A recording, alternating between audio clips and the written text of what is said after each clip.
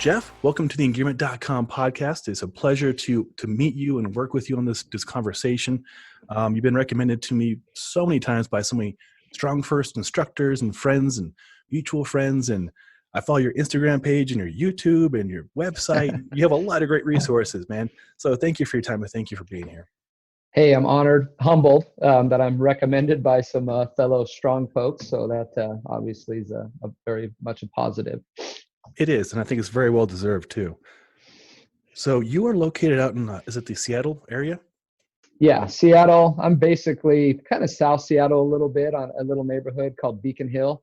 It's a real nice location, just enough far out of the city, but I'm probably 7 minutes away from the stadiums and whatnot on the south end of the city. So pretty quiet neighborhood, not surrounded by the skyscrapers. I still live in a neighborhood that's got some culture and whatnot. So yeah, Excellent. it's a good place for me. I'm not a Seattle type of guy. I grew up in a logging town. So for me to be in Seattle it's been a challenge over these last few years, but being in a neighborhood like this makes it a little easier to cope.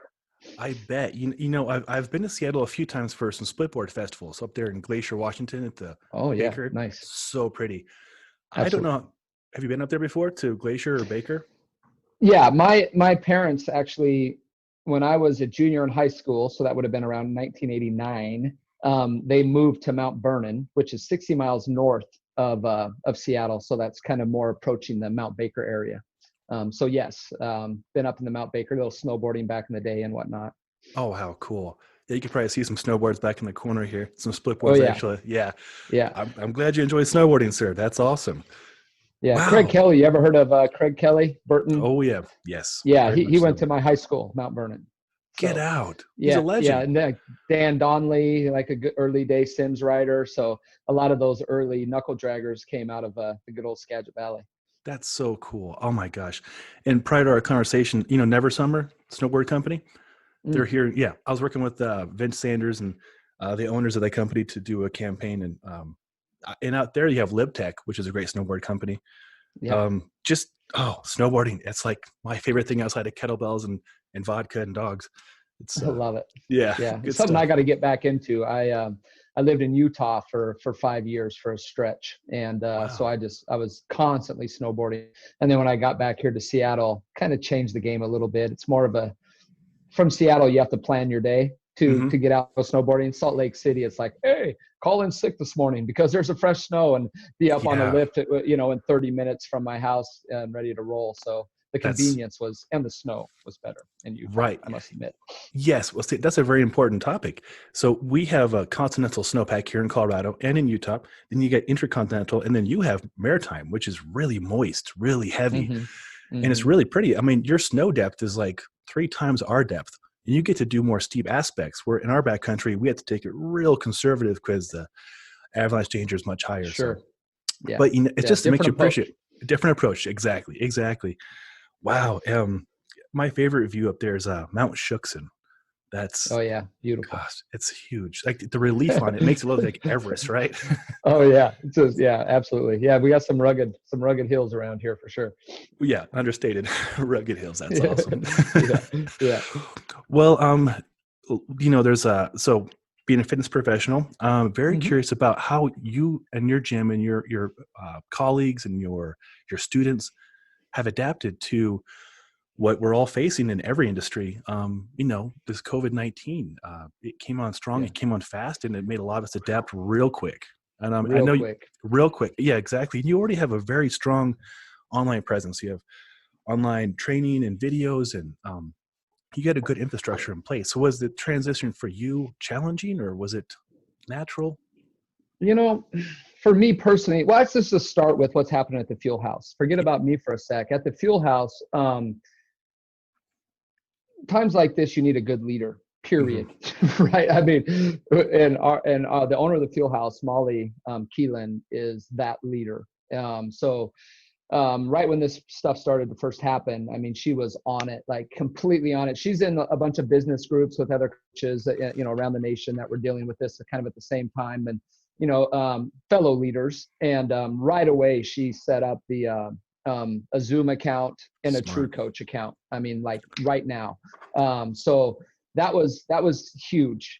Just being on top of it right away. So we just, without missing a beat, we set up in one of our back rooms, set up the Zoom and a Facebook Live. So we have one camera that's shooting to people on Zoom, and we have another one that's on Facebook Live to a group of just our members on a private group, right? So our members are able to jump in there, and we're just doing couple morning, a couple afternoon, a couple evening workouts where us coaches are going into the room, social distancing, all the shit, and just leading live workouts, and it just took off right away. I mean, so we loaned equipment out.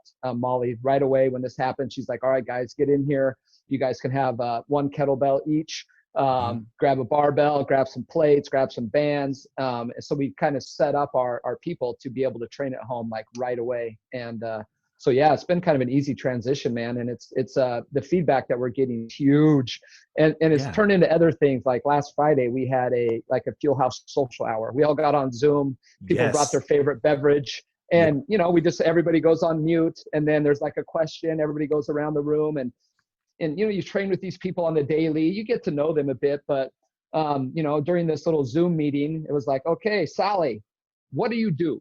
Where are you from? What's your story?" You know what I mean? So through this, yes, we've not face-to-face connection, but we've developed a deeper connection just out of necessity, getting to know each other a little bit better from a distance. So that's been absolutely incredible. And for me personally, this has forced me to do something that I should have been doing a long time ago. As you say, you know, I have a social media presence or whatever, which has never been something I've tried to do. You know, I don't pay for followers. I don't do any of that bullshit. I just share what's happening on any given day. And somehow a bunch of people started following my Instagram page. I don't fucking know how that happened. But I've gotten a lot of people reach out over the years, like, "Hey man, I'd love to train with you, but I'm in Germany. You know, what do you have to offer?" But I've never had a system in place to make that smooth. And when this happened, via Molly pushing and everybody really getting after it, you know, I got a True Coach account, and you know, I've already got 3 True Coach clients that I'm training remotely.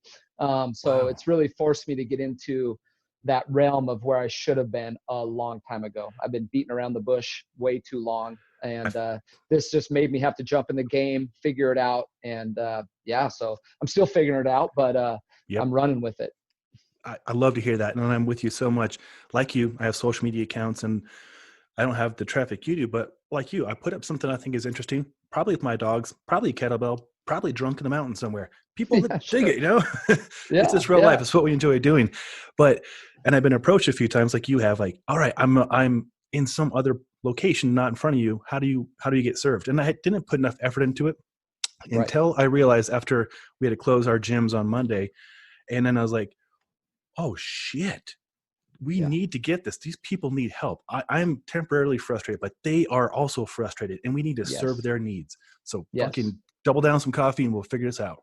Yeah. And what's been so amazing up here with our community, I see like gyms, there's kind of like 2 realms, right? There's the realm of people owners that look at human beings as dollar bills, right? So how many fucking dollar bills can we get to come into our doors every day, right? The Fuel House, via Molly's leadership and just us coaches in general, our moral set is we look at people as people that can potentially pay us dollar bills by treating them very well with a huge amount of respect by being, you know, so these people, we've always allowed people to put their memberships on hold if needed because of travel, because of things, right?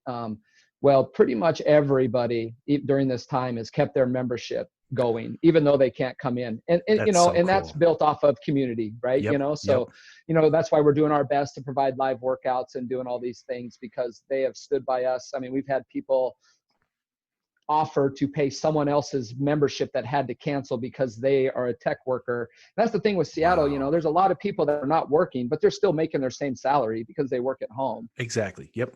Right. So these people are offering to take charge of somebody else's restaurant owner's membership or something, so the fuel house can stay afloat while that person is having to save some money. I mean, it's just been amazing. Oh, I have goosebumps for you, Jeff, like literal goosebumps. Dude. Yeah. Oh, yeah. I'm so happy for you. I've had students that have reached out and they're like, hey man, I'll just buy another 10 pack of stuff. Right. I mean, Sweet. I know I got 10 coming, but just charge me, have that there for the rainy day fund as we get through this. And, you know, I've had a few that this has been the hard part is someone pays for me to have that one-on-one in-person training. So they buy packages to do this. They come in, we train. But a few of these have said, hey, screw it, man. We'll just get on FaceTime or Zoom.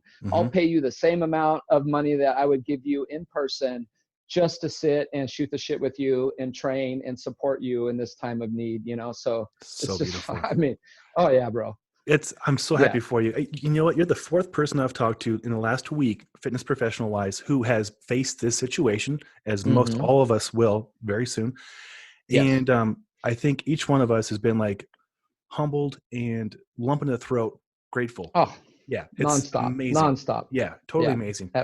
Yeah. And I think for a lot of people too, I'm an introvert by nature, so I was kind of looking forward to being shut in with my wife and my dogs. But I'm realizing how much interaction is so important, and how much other people need it too.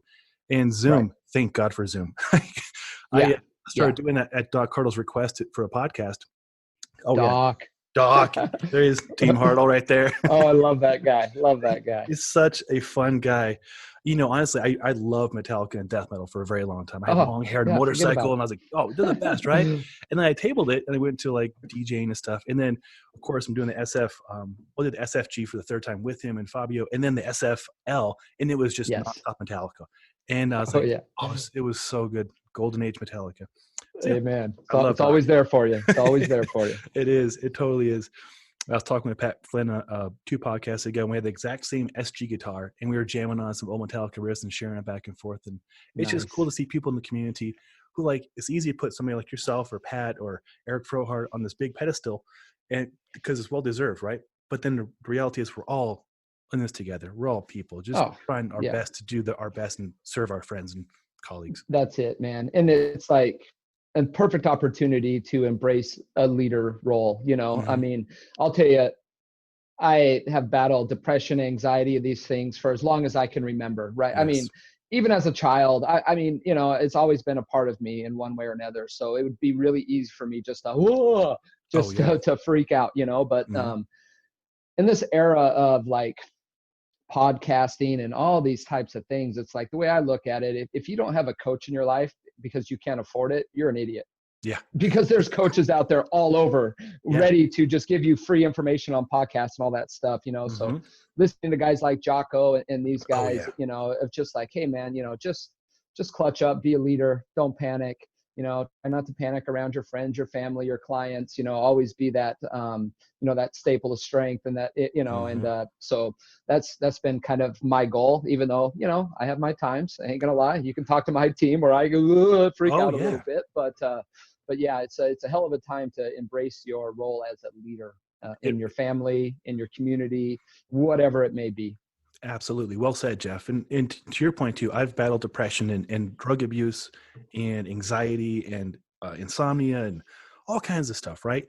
And Pat and I had a really good discussion about this yesterday. We talked with Matthew last week about it when we texted you on that Tuesday. Yeah. And, you know, I think through music and through exercise, through fitness and strength training really saved my life. I can say that. Exactly. Right. And I think, happy to talk about that in more detail. And then I don't want to give you too much like negativity, but I lost my entire family at one point in time. I was a caretaker for each one of them. And each one of those gave me a silver lining opportunity to realize we're in this one shot, make it count. My brother died of a heart attack. I'm like, I can go into fitness and help people. My sister went blind and paralyzed with terminal brain cancer. I'm like, I can create more content and write a book, and we can serve more people, help more people. And so it makes you more grateful, right? Amen, brother. Yeah. Amen. Hell yeah.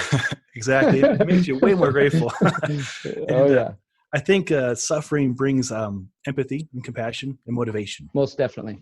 Definitely. Yeah. I know that. I think that maybe perhaps one of the reasons that I do have a decent following in the social media stuff is that I'm semi-relatable. You know, I don't just share butterflies and sunshine and rainbows, you know, I talk about, which was really hard at first to do that.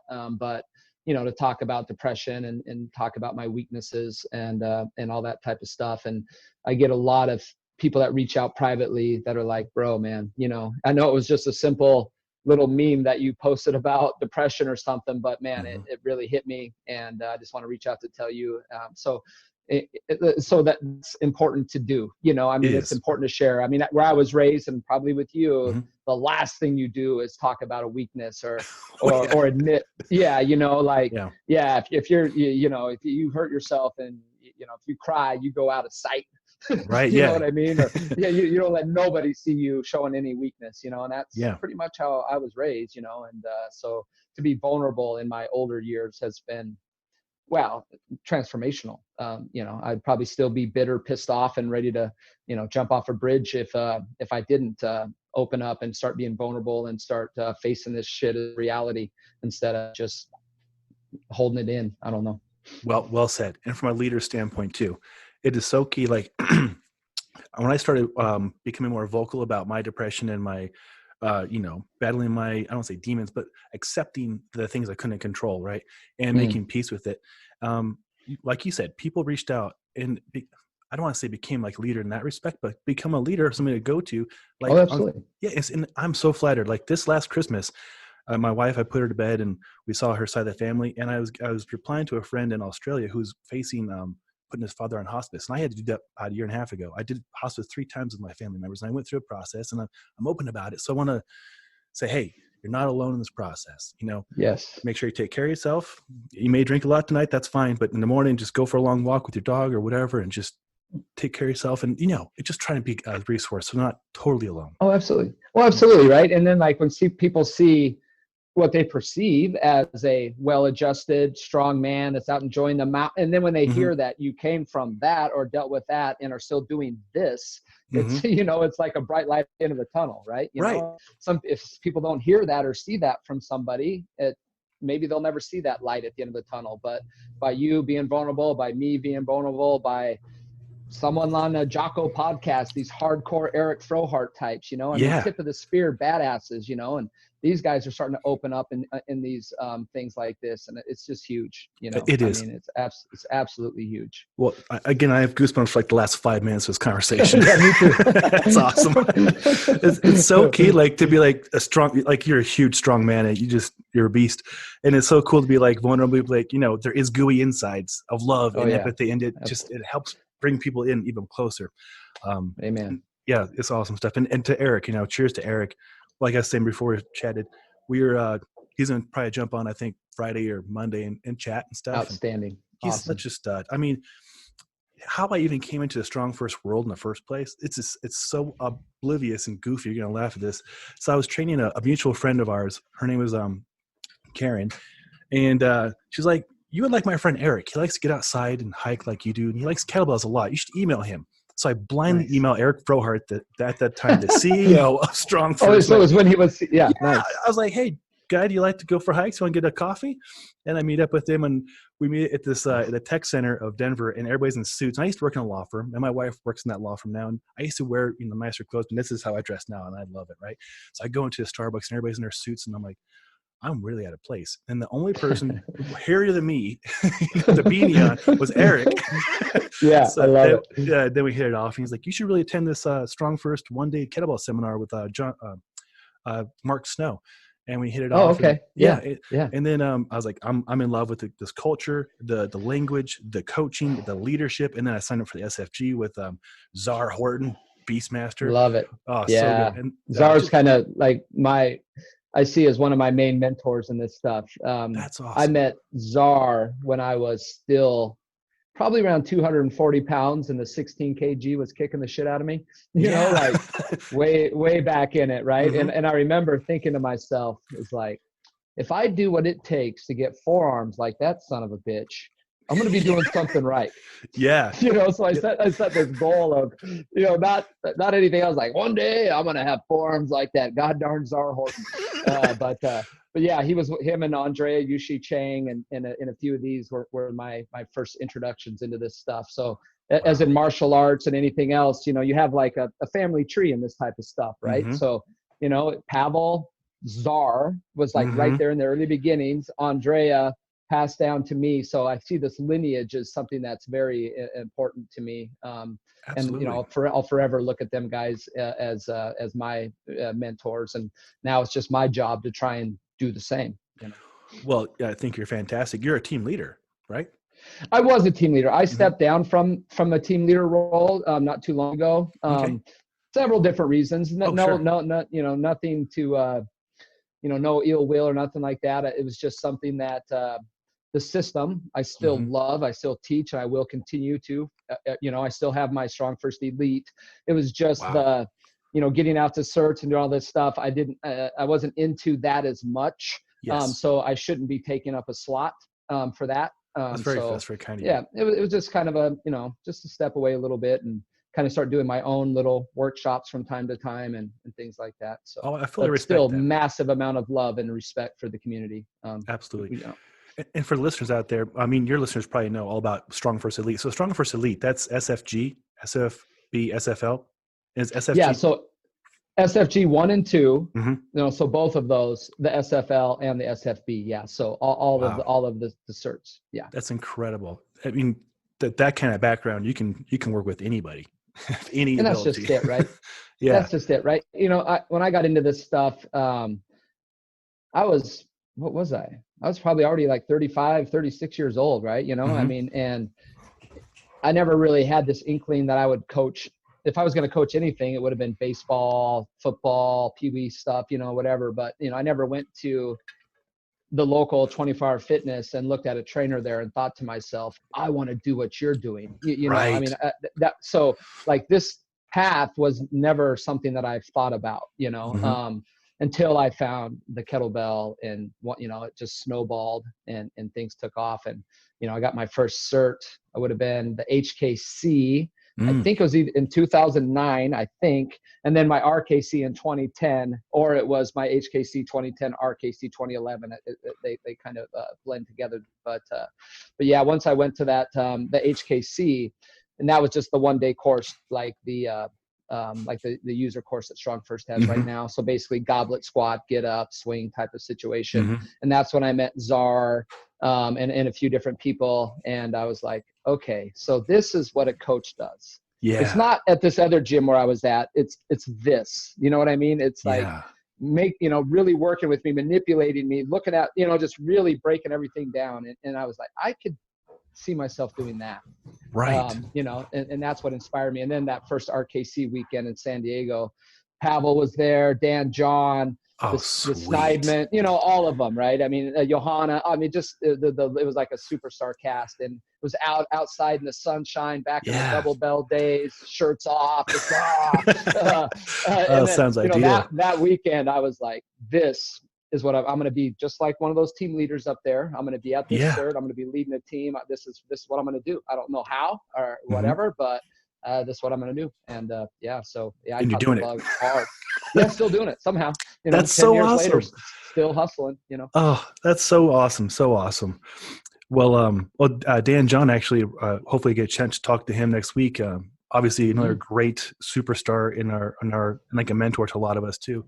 Oh, And amazing guy. This is so cool getting to know your background a little bit. And I can totally empathize. I never wanted to get into health and fitness for bodybuilding or to be a meathead, looking at a clipboard, telling somebody what to do, wearing gloves in the freaking, none of that. No, it's not intriguing. No.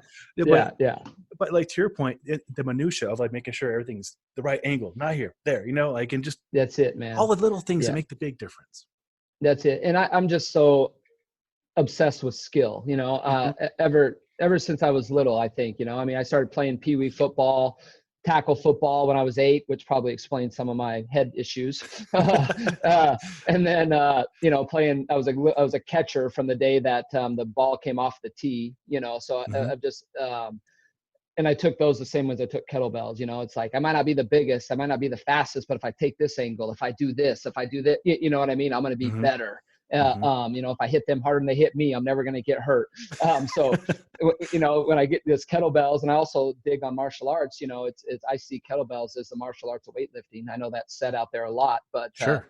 It's the skill is what makes you a badass. It's not just moving weight around, Yeah. So I can hide a lot of my weaknesses with skill. You know, I'm not strong enough to do a 72 kg get up by brute strength, but I am skillful enough to do it. You know what I mean? Touche. Yeah. That's well put. Yeah. I mean, it is true. The strength is the skill. And there's so many lines that they use in StrongFirst that are just so simple and effective and universal. You know, like strength has a greater purpose, and all these great things. That's it. That's beautiful. And also in your background, you have FMS as well. So you're able to really assess somebody and then correctly just put the whole package together. That's it. Yeah. Yeah. Sweet. I think that every trainer, you know, coach, whatever you want to call us, should have, you know, some type of movement screen type of situation built into their stuff, you know. And, you know, and that goes both ways too. When that FMS first started coming out, there was some people that would use the FMS in conjunction with strengths. Then there was others that would just corrective people to death for the rest of their life and never let them move again. You know what I mean? Neurotic. So that's it, right? So they just did fucking wood choppers every day for 8 hours a day. You know, so but you know, I kind of use it as a balance piece of strength. It's not the end all be all, but it's definitely a way, especially with an initial screen, to give me an idea how a human being is moving and functioning. So I find a massive amount of value in that. Absolutely. Yeah, I really enjoy the FMS as well. But you know, like you said, it's not the be all end all. These are all tools in our toolkit, right? And you get to make it your style, you know. And like I did the IKFF, and there's some cool things I learned in there that I apply sometimes, like the double, triple breath sometimes. But I wouldn't do it for everybody. It's just nuances and just different people, different things. Absolutely, not wrong, not right, just different. Just different. Nice to have variety. That's it. Yeah. Oh, that's beautiful stuff. Yeah. Beautiful stuff. Well, so what do you enjoy doing for yourself outside the gym? You know, my happy place is the mountains, you know, hiking. And it's different now. Like hiking old days was, here's trail, here's end of trail. I don't give a shit if there's a waterfall in between. Let's just go. Yeah. You know what I mean? Yeah. But hiking today for me is so different. It's stop, hug a tree, smell a flower, take a seat on a rock for a minute and just fucking breathe.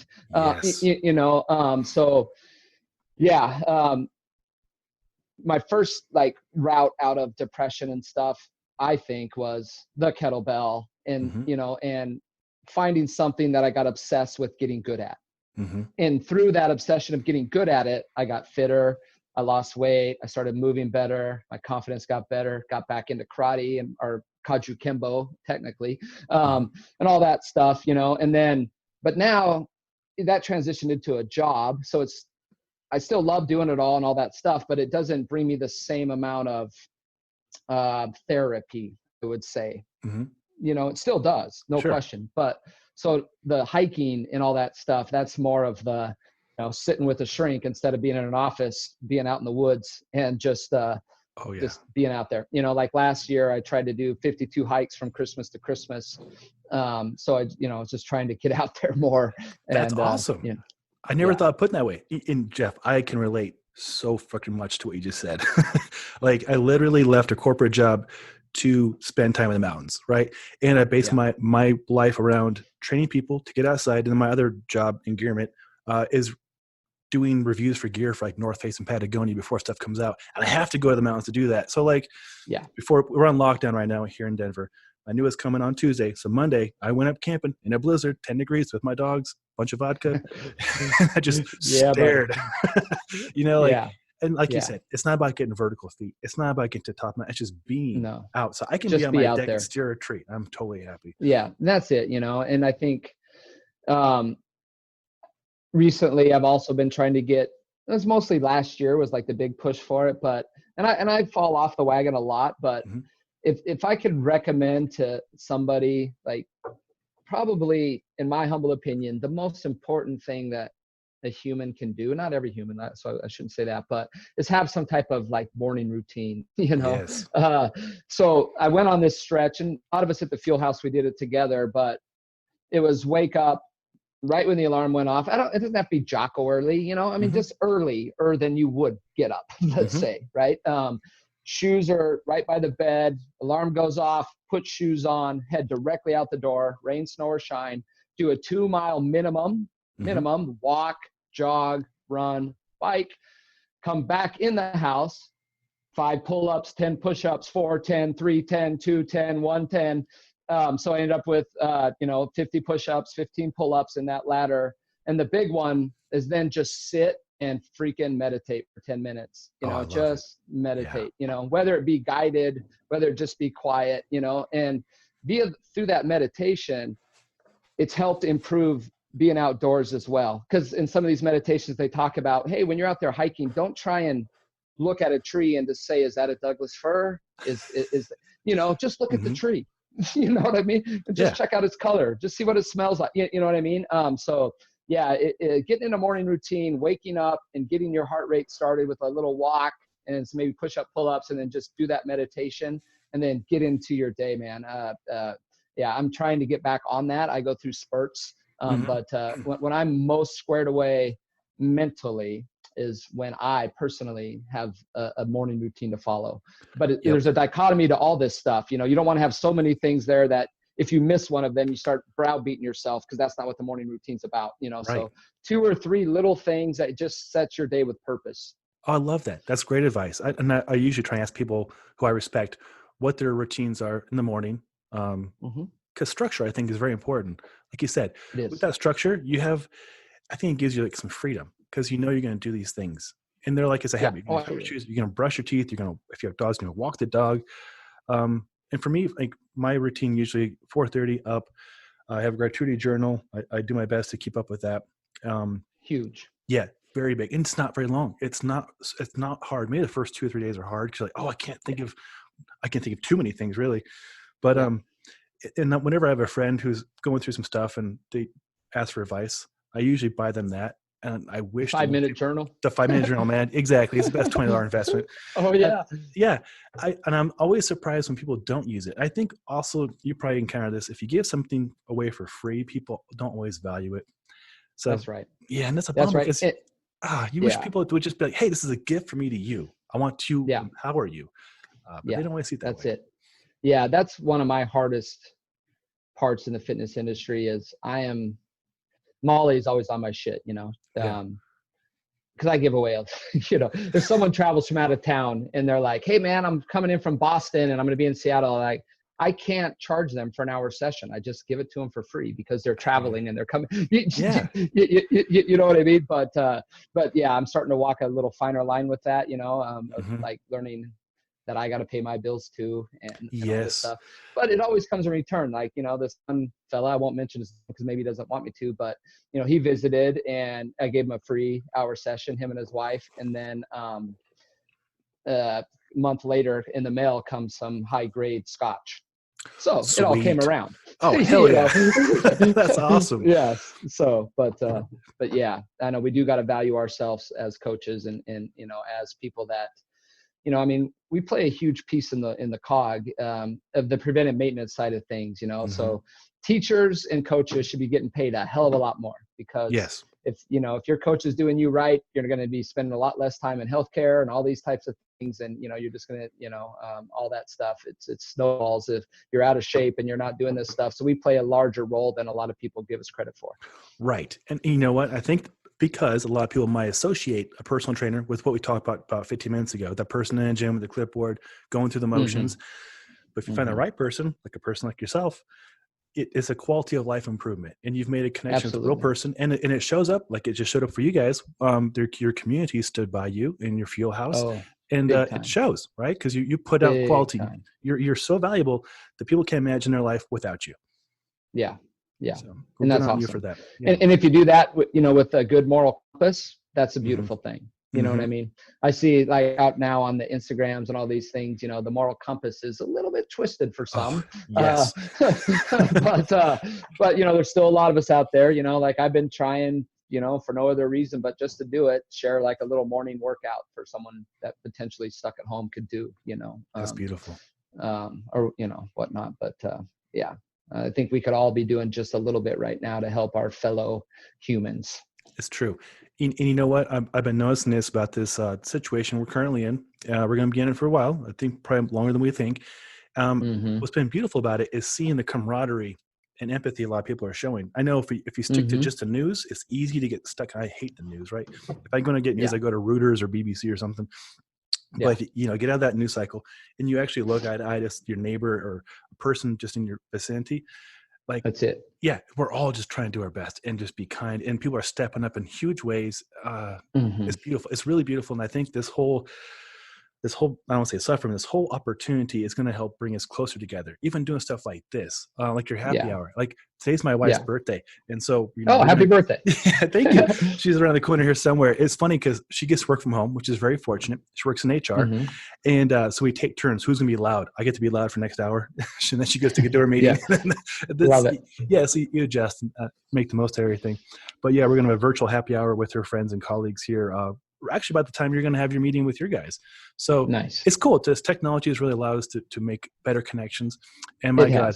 Yeah. And I think after this is all said and done, it's going to make us all appreciate all these little things that make life so. I hope so. I hope so. I hope so. And I hope our memories last a little bit. We're quick to forget when things get good, so I hope this one, sticks back there a little bit. And, little things like, do you need to rinse out your water cup 10 times before you take a drink, like conserve a little bit, right? Do you need a new paper towel every time you walk into the kitchen, or do you grab one and pull off a corner of it or half of it and, use one paper towel, 4 different meals, by cutting it into 4 squares, there's that little stuff. Do our portions need to be that big? Do we need to eat like that much? Do we need to waste this much food?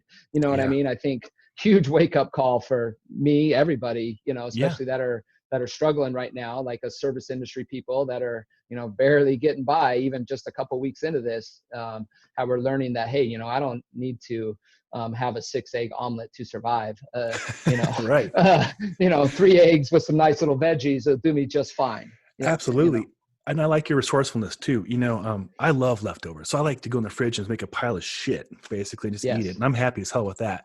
But so this whole thing going into it, I'm not a prepper by any means, but I enjoy sardines. I enjoy canned tuna. I'm pretty low key. And so I was already okay going into this. And also we test a lot of gear. I've got enough water filters for our whole complex of neighbors, 100 people. I've got water purifiers. I got solar chargers. I'm okay. We're going to be okay.